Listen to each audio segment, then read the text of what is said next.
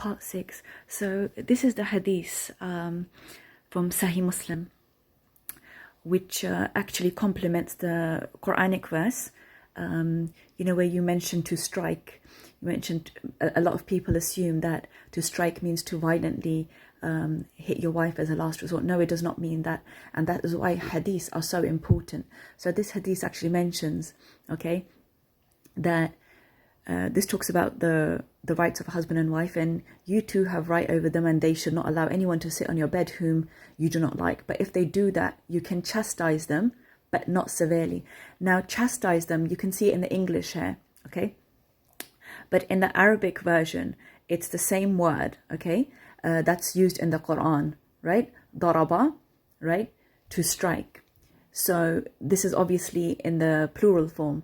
So it's to strike them, rather than just daraba on its own. And I will post the Arabic to this as well. So it's exactly the same word that's used in the Quran, the chastise. I'm going to show you the Arabic in my next video, inshallah.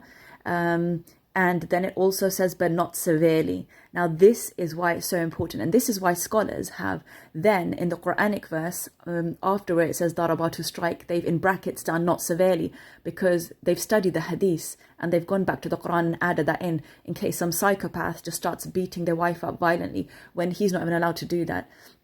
So to reiterate, the wife should not be harmed.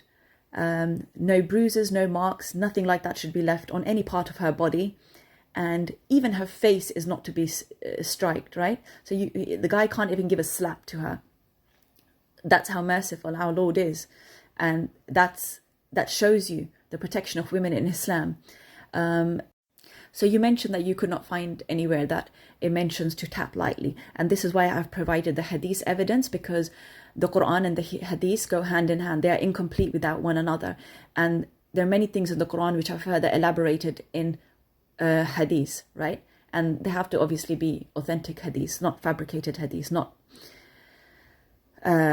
exactly. So any man who uses the Quranic verse to justify abuse is a simple loser, and is simply one who has not studied the beautiful religion. And anyone who assumes that, I hope you come across this video and you realize what Islam is really about. And thank you for King Servant for allowing me this opportunity, as I was meaning to do it for a while, as I wanted to educate people, but you just facilitated that for me. So thank you very much for that. God bless you. And may God guide us all. May Allah guide us all to the truth. Ameen.